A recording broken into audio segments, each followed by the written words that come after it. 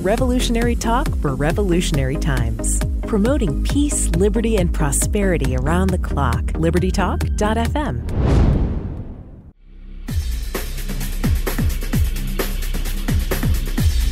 Welcome to Living the Solution with Dr. Elena George. Today we have a very important show. I think we need to be financially literate. And the more you subject yourself to what's going on in the media, it makes you paralyzed because it feels like there's no way you can outrun this problem. It's just going to overtake you and it's something you can do. But I don't believe that. And neither does my guest. He's been a guest on in the past and somebody I respect highly. We're going to speak with Mr. Kerry Lutz of the Financial News Network.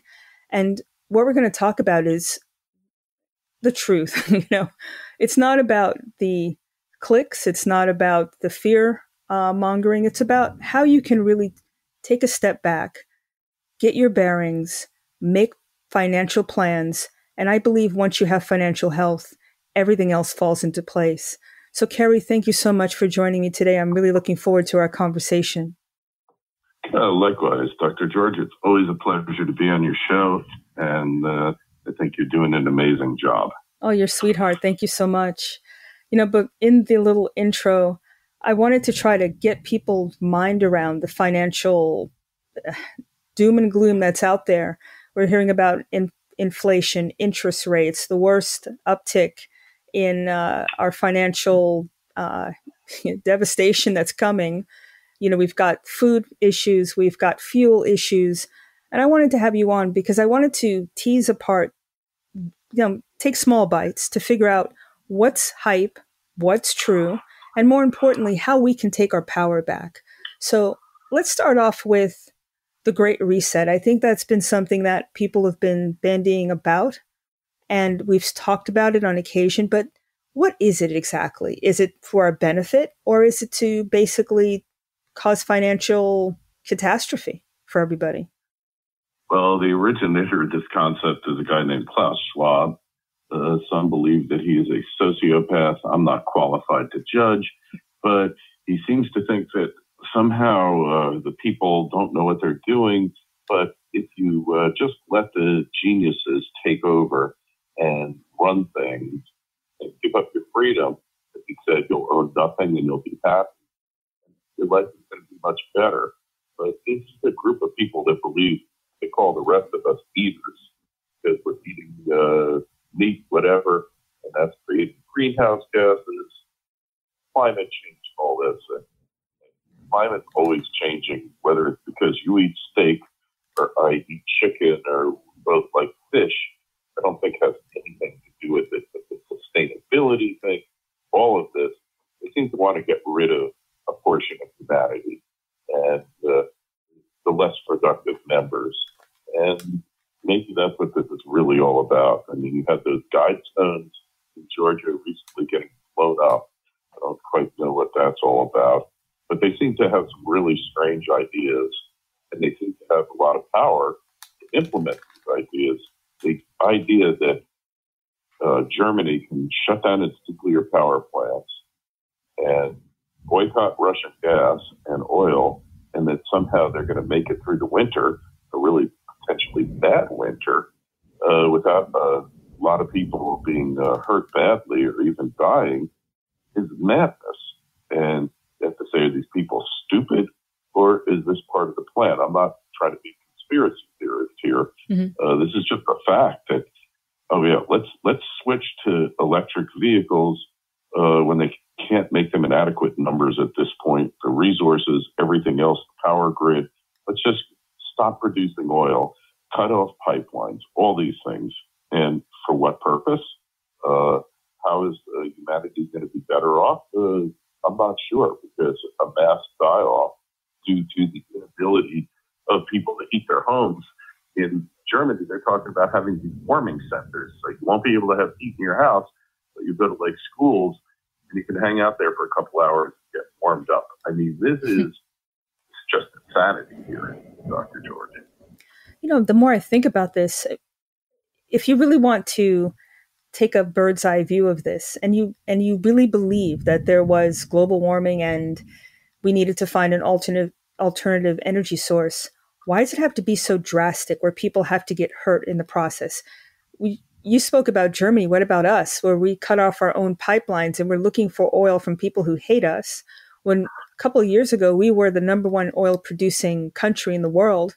So again, it's like cutting off your nose to spite your face without something else that's up and ready to go to that is cost effective. You heard about Texas, right? Where they're talking about energy having to brown out and not even soup up your electric car because their wind power energy is not enough to support the state. There's not enough wind. I mean, what is up with that? How can people just ignore what's right in front of them? If you really felt this way, at least ramp it up, right? Scale it up so it can be cost effective. That's not what they're doing, though. Oh, well, the liberals for many years, Dr. George, have said we need $5 and $6 gallon gas. All right. They wanted this. Now we have it. And they're like, oh, we didn't want that. Plausible deniability. They have no plausible deniability. This is exactly their plan. And look, we're probably not going to run out of energy, but a lot of people aren't driving around as much. It's going to hurt business. It's going to hurt the economy. And this is by design. This didn't just happen. We didn't just wind up with a shortage. It's like the formula shortage. Exactly. That's by design here. And the very people who claim to have so many of your interests at heart are doing the most harm to you right now. Oh, yeah, let's just get rid of the police. Who needs police, right? They serve no purpose whatsoever. Well, my feeling is until you come up with something better than the police, they're all we got.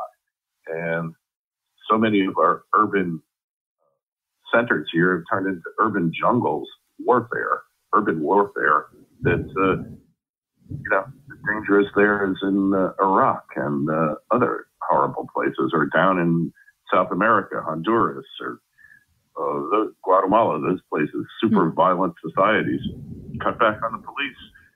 Gee, I can't believe it. Crime's going up, murder's going up, all of this going up. But in the states where they haven't cut back, and I won't mention colors, the crime rates have gone up a little bit because of the general chaos in society, but not like Cleveland, like New York City, Chicago, total war zone, LA, all these places. They just can't figure out why this would happen when they're the very cause of it. Don't leave out the revolving door justice, right? So you commit a crime and you're back out in the street without bail and before you can probably process the papers. So, I mean, where's in your opinion, how are people so docile about this? Where I understand it's been really and sorry, it's thunderstorming where I am. So if you hear it, that's what it is. Sorry, listeners.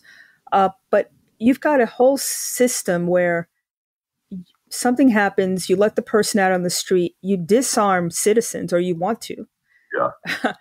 And it's a perfect storm where the criminals are going to be running the show, and with carte blanche, how nobody can see this coming. I just find that really weird. It's insane. It's the very definition of insanity.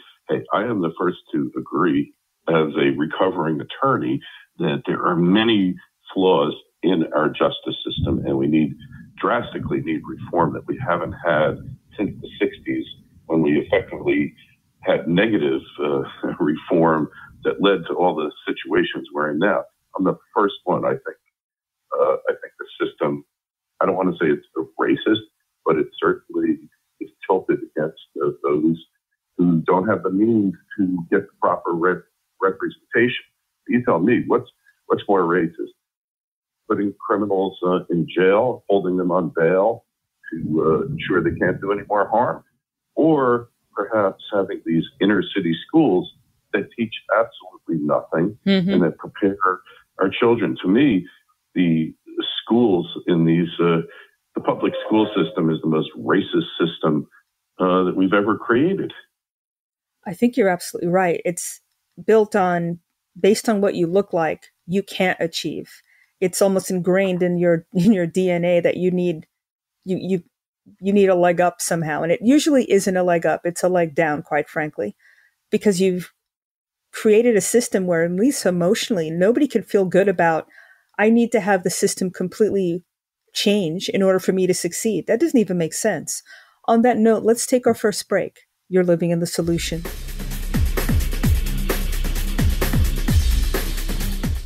Welcome back to Living the Solution. We're speaking with Mr. Kerry Lutz. And before the break, I think, Kerry, you were making, connections with what's going on in society and how this is dovetailing with economic problems that we find ourselves in. And it seems to me that it's all about divide and conquer. You're talking about race and sex and orientation and all these other things. But in actuality, everybody is in the same boat and they need the same thing, a place to live that's reasonable, a system that'll educate you so that you can come out and get a job and support yourself, health, and as you get older, some safety net, I guess, or at least the ability to work and live off of what you earned. And do you think that that social construct where everybody's the enemy, everybody did something to somebody, there is the professional victim class, and it just keeps expanding in a way to have people blame the other person, but not take personal responsibility. Is this by design? Well, put it this way. I can't point to a definitive conspiracy for it, but it seems to me that if you wanted to destroy a society, if you wanted to destroy Western civilization, then you would come up with something like this to do it. So it seems like it's purposeful to me, but I can't point to anybody and say, well, they sat down and they had a meeting and this is what they came up with. Maybe, the educational system, you can go back to that guy Dewey and, all the damage that he did to public education. The United States used to have the best public education system in the world. And now we're like on a downward trajectory. And you have to look and say somebody was responsible for it. Maybe it's the unions to a large degree. They definitely had a role in it. But it certainly does seem to me like it's intentional.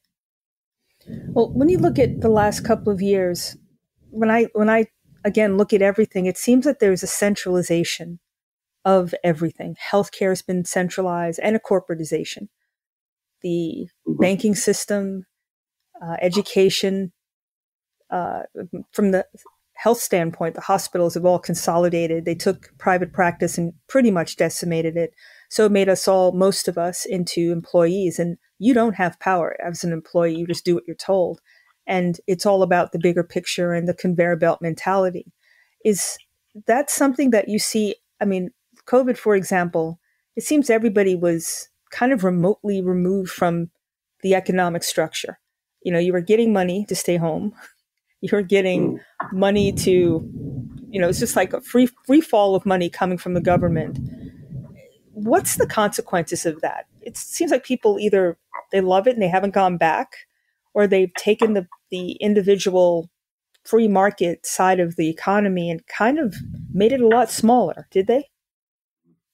Yeah, well, it certainly is a real negative, and the inflation that we're seeing that the experts never foretold. People like me and Austrian economists was a natural, assured outcome of just printing up a bunch of money and dropping it from helicopters. So to be surprised by what's happening now is really disingenuous. It was baked in the cake from the moment they started passing these stimuluses. Is there another alternative that could have been chosen that could have, in your opinion, sustained the economy, kept people as self-sufficient as possible? Did we have to go this way, basically? Or was this a choice that served somebody? Well, I'm not a medical professional, so I can't say. But I knew from the get-go that these lockdowns would be ineffective. They didn't work. We know this for a fact. I mean, it's all been demonstrated by Johns Hopkins that the lockdowns did nothing for us. So, to think that there was certainly another way. And I can't remember which Scandinavian country was it, Sweden? I think Sweden. they opted out of lockdowns, and they were condemned. And then your state, Georgia, opted out, and then Florida did. They were all condemned. The results have been no worse in Florida and Georgia than in New York. Perhaps they're worse in New York because they sent the COVID-infected patients to the nursing homes to wreak havoc. So certainly there was an alternative.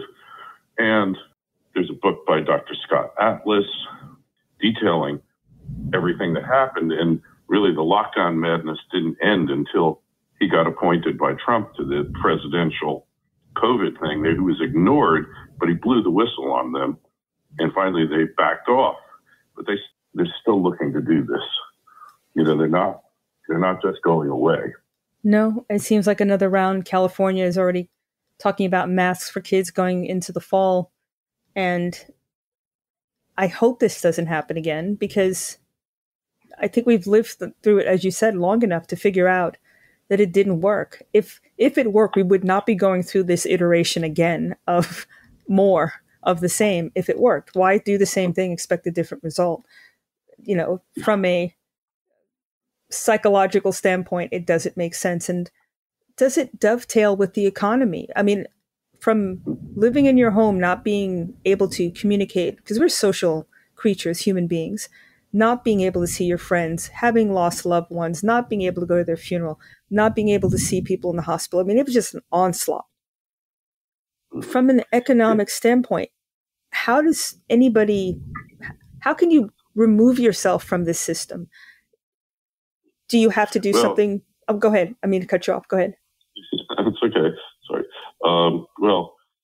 To a certain extent, you can't remove yourself from the system. There's, unless you live on a farm, off the grid, you're dependent. The whole thing of modern life, the complexities, means dependency and more dependency on government. But you don't have to be dependent on the government for your thoughts. You can be free to think what you want. And I always say to people, the most important real estate is between your two ears, above your neck. And if you control that real estate, there's really nothing they can do to you. And that's kind of the key. So the economy, it's going to be the economy. Hopefully we'll snap out of this madness at some point and go back to what works. We know it works. Competition, free enterprise. That doesn't mean crony capitalism and crapitalism, as it's often called, and ever-increasing debt cycles. That's not what it's about. It's about allowing participants in the economy to pursue their own interests in a legal, non-harmful manner that benefits everybody. And that's what we've gotten away from. I think that only the government can do it. Any problem needs to be solved, even if the government created it, which most of the problems we're encountering now they have. Look at the government to solve. If they did, it's often compared to making the arsonist fire chief responsible for keeping the city from burning down. It's really that simple. That also depends on your mindset.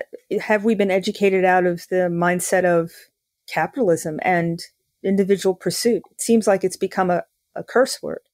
Like capitalism, they've equated that with selfishness, racism, non-diversity. I mean, it's just been an onslaught. It's kind of interesting, though, when you think about it. It only works for the corporate version of capitalism, but not anything else. Right? The only things that were allowed to stay open was the big box stores. Even if your little mom and pop did the same thing as a big box store, you were not essential. Again, how do people just ignore the fact that it was not a level playing field for no good reason, right? That's kind of strange to me. Yeah. Well, fear is a great motivator and a great way to get people to just consent, because you're going to save them, you're going to protect them, you're going to stop them from the bad things in life. So therefore, all you have to do is just listen to me and not question me. And that generally over time doesn't work. And you wind up, the old thing of Jefferson, men who give up freedom for security wind up with neither, right? Yeah, very true. And segueing from that, the government protecting everybody, the housing situation is kind of interesting, isn't it? I mean, here in Georgia, what used to be $500 apartments are now triple. And is that also because of what's gone on with, I know that there was a moratorium, wasn't there, on removing people or people who weren't paying rent, et cetera. Is this an outgrowth of that because it was so artificially suppressed? Now it's rebounded because of that? It's just so, I'm just curious as to what drove that. Is it the government's policies? Oh, it's definitely government policies. It's the inflation. It's the restriction of the inability to build new housing fast enough, largely because of regulations, zoning, things like that. And it's also a function of flight from those northern cities and restrictive cities. And they're going to places where they perceive freedom is higher, the opportunity is higher. Funny how those two go hand in hand. Mm-hmm. And the cost of living is less, where government doesn't have as big a role as, say, New York State or Illinois. There is a torrent of people leaving those places for a better life, to escape the tyranny of those cities, the tyranny of the violence. All goes back to the justice system, unsafe streets, all of these things. And of course, they're going to go where they perceive that freedom is greater and the opportunity is greater. And all you have to do is look and see how states with no income tax or low income tax have grown over the past 2 or 3 decades compared to those high taxes. Places like California and Illinois and New York, New Jersey, Michigan, all of these, Connecticut. Connecticut was the last state in the country who has adopted a personal income tax, a state income tax. And that was in 1981, I believe. So it's 41 years ago. It's had the slowest growth rate of any state in the country. And their cities are literally in shambles. Hartford used to be the insurance capital of the United States. They fled there. Bridgeport, all of the cities in Connecticut, for the most part, are in shambles. It's something to think about, because it's all about your choices at this point. So I want to discuss what choices we can make to ameliorate this. So let's take our second break. You're living in the solution. Welcome back to Living a Solution. We're speaking with Mr. Kerry Lutz, and you can go to his website, financialsurvivalnetwork.com, and there you can see everything he writes. He has a podcast as well, and he's a wealth of information. And before the break, Kerry, I think we did a great job of breaking down all of these pieces of society that are broken and that are leading us towards this, hopefully it'll not materialize, but a future that's going to be very challenging. So let's talk about solutions, because you can't control a lot of what the government does, but you can control your individual choices. I understand that the dollar is not what it was, and from an oil perspective, isn't the dollar, will it still be the financial instrument of choice for like oil? Because wasn't it the standard for buying oil in the past? And now with Ukraine and all sorts of things, it's not as powerful as it used to be. Is that correct? Yeah, well, they weaponized the dollar against Russia and all the other countries in the world that didn't like us so much, or even so-called allies, look at it and say, well, they did that to them. Are they going to do that to us? And that is leading them to look for alternatives. And I mean, I totally understand it, but I don't think a China-centric world is going to be good for anyone. It's a country that is responsible for grave crimes against humanity, whether it's organ harvesting, re-education camps, starving out people. I mean, it's just done horrible things. Mm-hmm. So we don't really want to look to them to the future, but the self-immolation of the West and the U.S. and the dollar is leading a lot of countries to that choice. And I think it's going to be really bad for humanity. But until the West wakes up that they're in a existential fight for survival and that they need to go back to the things that made the West great and made it the driver of civilization and growth and progress throughout the world, until we get back to that, we're going down here. And look, you can't live every day thinking about this. It's not going to help you. It's not going to make your life any better, any happier. So you have to understand that you need to be looking at your own happiness, contentment, your family, doing the best you can. And that's all you can do. Just do the best you can. And if that means getting more education, taking courses, getting a side hustle, gig, whatever, driving for Uber, whatever you have to do to keep your family going and to keep yourself solvent, you need to do it. And that's where it really starts. There's a limited amount that you could do there other than embrace family and community and hope for the best. We've been in other tight fixes before, but generally not so much of our own making and not situations where the outcome is so dire potentially. So I think we'll rescue ourselves from it, but it requires the expansion of consciousness, if you will. Einstein said you can't solve a problem with using the same level of thinking that got you the problem in the first place. And I think that's the biggest problem that we're encountering here. Our solution for everything is government, and that solution, I always say the cure is the disease when you're dealing with where we are now, because the so-called cure of government fixing everything, that is the disease. So that's what you first have to understand. And if that happens on a massive enough scale, then we have a good chance of getting through this and even making things better than they are. If it doesn't get skulls, then the outcome will be obvious. But in the meantime, you got to pursue your own self-interest, do the best you can, and not dwell on the negativity, because the depression, which I'd argue we've been on since 2008 and 2009, is a depression of mental state first, and it translates into the economy and everything else.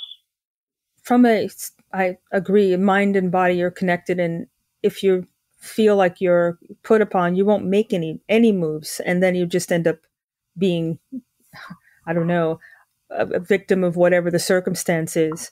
But from a more concrete standpoint, the dollar is questionable, right?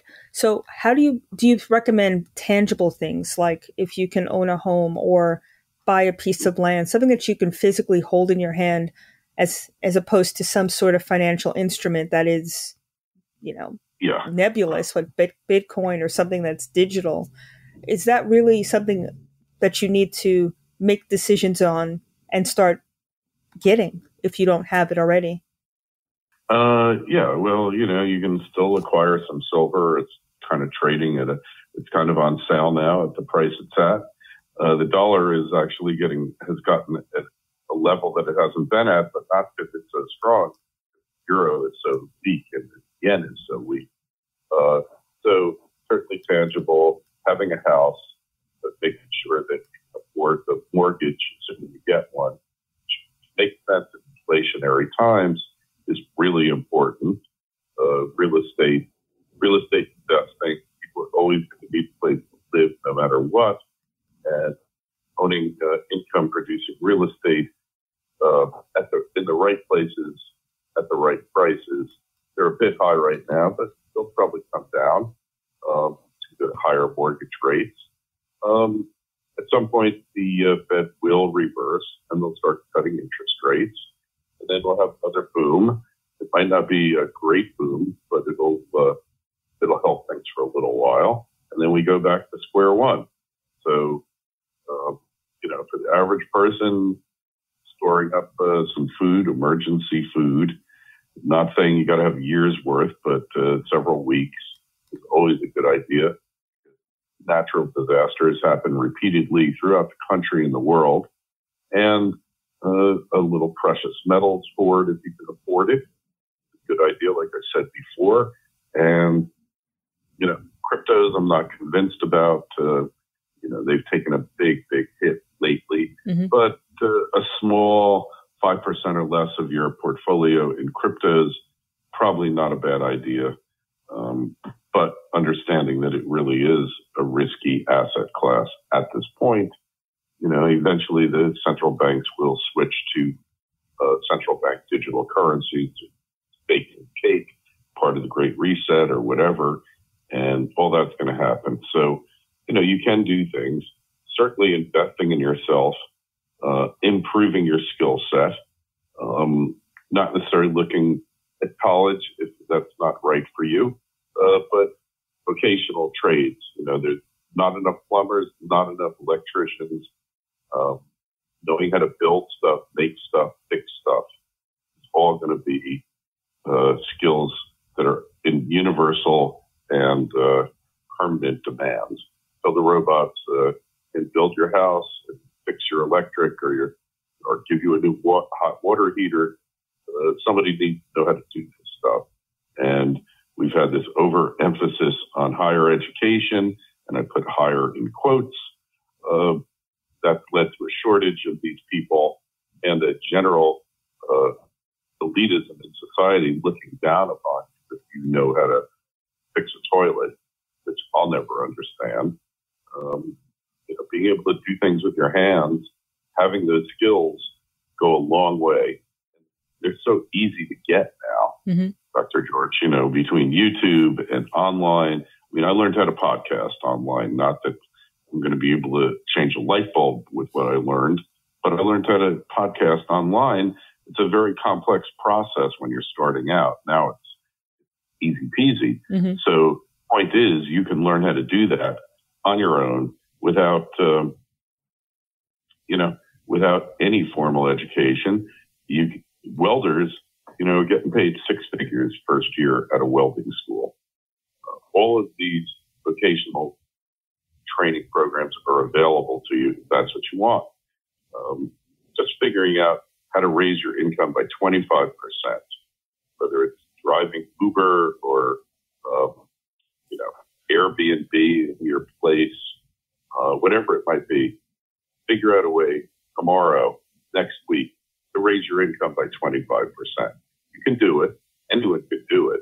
And that might mean raising your income means cutting your spending. That might be the way for you to raise your income. You don't need every single cable package. You don't need every single bell and whistle for your cell phone plan. Get rid of it. Cut it down to basics. Get a couple of thermostats, programmable thermostats in your house. Stop your energy consumption. Cut it back. All these things will work. And look to a good accountant, depending upon your financial situation, is another way to save money on taxes. You have to look at everything now. You can't just coast like you once did. I think you're right on that one. And I know we're going to take a break in a minute, but I wanted to start off the conversation about your 401k and things that you've been paying into for years. And I think I'll have you answer that question after the break, because I bet it's going to be involved. But I'd be curious to know, everybody's kind of socked away in for the future. But if we're in inflationary times, isn't the value of what you socked away less? Yeah, well, that could well be the case. Oh, gosh. Well, let's finish answering that question when we return. Let's take our third break. You're living in the solution.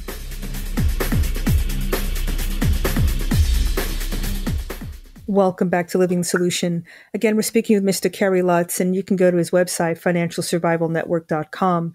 And before the break, Kerry, I was just curious about the folks who paid in all this money, to their 401k and in doing the right thing for their future. Is there something that they need to think about? Should they leave it in? Should they pull some of it out, put it in precious metals? What kind of thing can they do to hedge against disaster?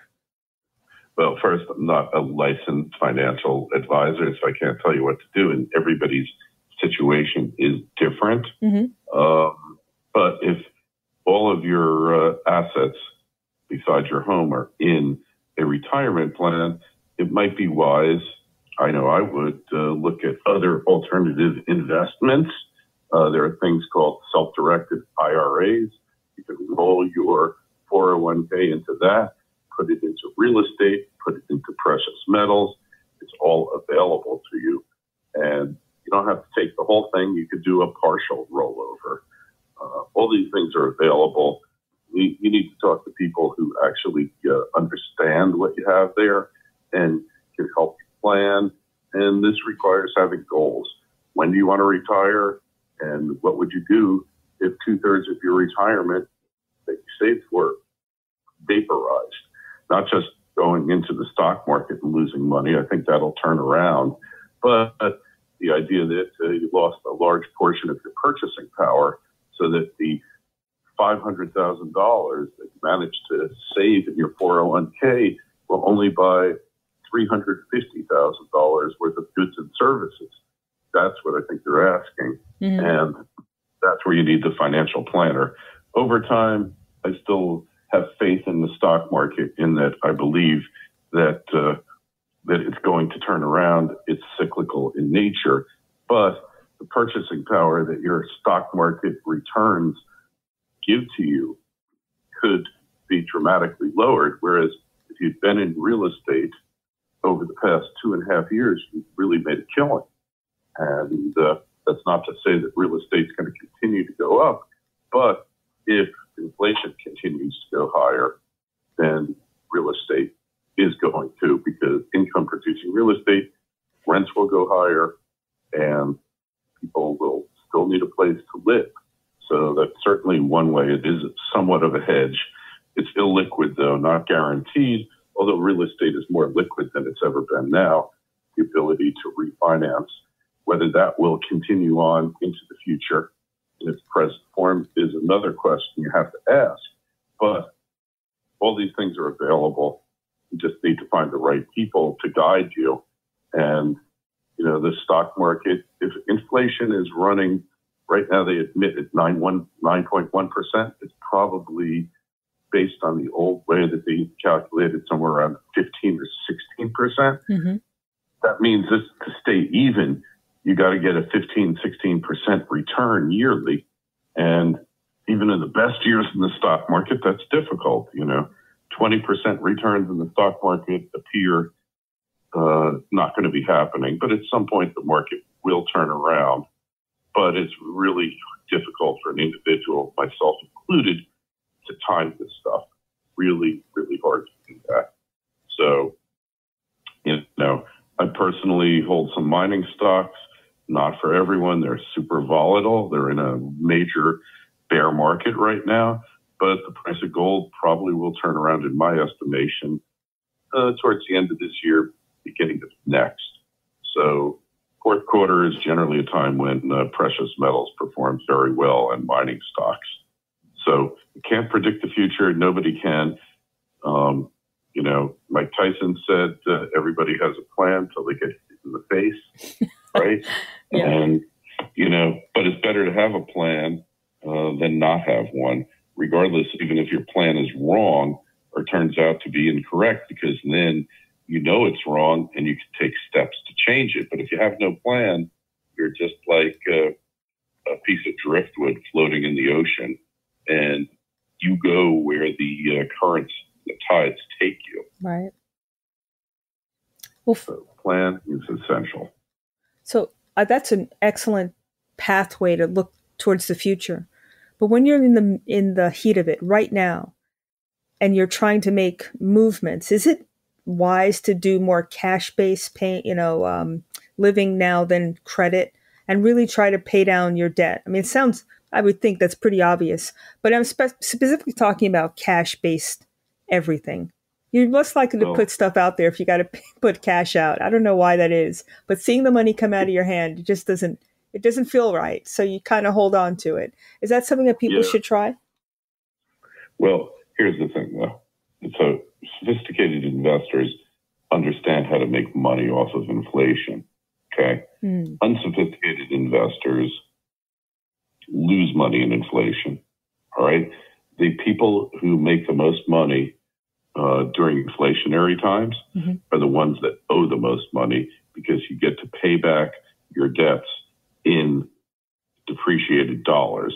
But that requires you to buy assets with that debt that will actually produce cash flow. Now, buying a house would be the one exception during this period of time, because, hey, if the real inflation rate is 16%, you get a mortgage today at 5.5%, you're actually paying a negative interest rate. So you're paying back in depreciated dollars. Hopefully your job or however you earn income will give you somewhat of a hedge against that, but you're actually making money. Now, to go buy a flat screen TV to go into debt doesn't make any sense. But to buy an income producing piece of property in the proper area can make a lot of sense, or buying your own home, because, we've seen the price appreciation. Probably a lot of areas will go down, but some not as much as others. And even if they go down a bit, inflation probably is going to be here for the next decade or two. Inflationary cycles run long. The only way inflation goes away is a major economic slowdown bordering on a collapse, which then makes cash king. All right. So you need a little bit of cash. Should have, I believe, a year to 18 months supply of cash on hand in your bank account, and some Benjamins, if you will, in the mattress. But inflation is an opportunity to make way more money than you ever thought possible through the prudent use of debt. You buy a business, you get the owner to do owner financing. You put them as little cash as you can, and you buy that business wisely, and you're going to wind up so far ahead if you can keep that business going and build it and increase it, that it's kind of a no-brainer here. So it goes back to Robert Kiyosaki: good debt, bad debt. Now, he views homes as a consumer item, and I agree with him up until now. When you've got major inflation, major housing shortage, do you want to buy goods that are in plentiful supply, so much so that the price goes down? Or do you want to buy goods and items that are in a shortage and that the price is going to go up? It's kind of that simple. And I'm not being an advocate for real estate investing. I think buying small businesses, especially if they're marginally profitable or marginally unprofitable, and you see how you can turn that business around and make it very profitable, I think that could be the best investment you'll make. But, if the economy totally collapses, then basically you want cash and you want gold and you want self-defense items in your inventory. So be a little bit prepared for that. Hopefully it won't come down to that, but we're in a changing world, and really you got to go with the tried and true. Income producing real estate for over 100 years in the U.S. has been a home run, and it's going to continue to be, although probably won't appreciate, might even go down in value over the next couple of years. Businesses, I've made most money in my life, besides real estate, in starting and selling businesses and running them profitably. But, that requires a skill set. But the good thing is you can get that skill set on the internet. You can learn how to do your accounting. You can learn how to do inventory management, all these things, marketing. It's all free on there. Mm-hmm. So that's what I would say you need to be doing. And hey, if you've got the ability in a STEM profession, then by all means, that's still going to be necessary. If you don't have the skills, learn how to fix EVs. Nobody knows how to do it now except a very few people, and they're getting huge pay. So that's, if you were going to be an auto mechanic, learn how to fix EVs, because you don't have to get grease on your hands and you don't get black fingernails from working on EVs. That's an excellent advice. And we have a minute left, but I want to ask quick question about banks versus credit unions. Should you put your eggs in the credit union? Is it safer than the banks? No, no, because you have to understand that all cash credit in the banking system, and that includes credit unions, emanates from the Federal Reserve. Small credit unions cannot deal with the Federal Reserve themselves. They must go through a correspondent bank, which is normally one of the 5 to 10 largest banks. Your Wells Fargo, Citibank, Chase, whoever the others are, BB&T, whomever they might be. Mm-hmm. They deal with the Fed, you deal with them, and they pretty much, a bank or credit union at the end of the day, if they've got extra cash, they're not leaving it in the safe. They're buying, they're loaning it to other banks. They're buying commercial paper. They're doing everything that banks do, and that can potentially lose you money. You have zero added safety from a credit union. In fact, you might have less safety because when everything hits the fan, who's the U.S. government going to bail out? They're going to bail out your XYZ credit union across the street from you, or are they going to bail out JP Morgan Chase and Bank of America and Citibank? Now, credit unions, if you believe in the credit union's mission, you like their values, and you have a relationship with them, go with them. Mm-hmm. But don't delude yourself into thinking that you're any safer in a credit union, because you're not. Because the credit union is a part of the banking system. That's excellent. I didn't realize that. So that's good information. Just like everything you said today, I really appreciate you coming on. Time goes way too fast.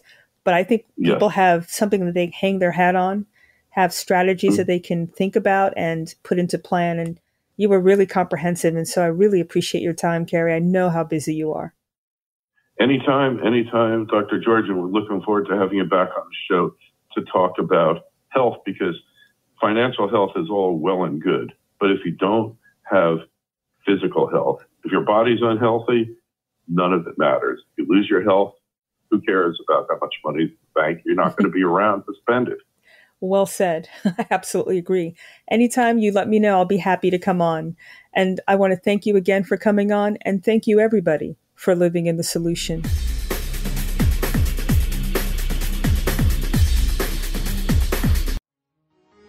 Revolutionary Talk for Revolutionary Times. Liberty Talk FM.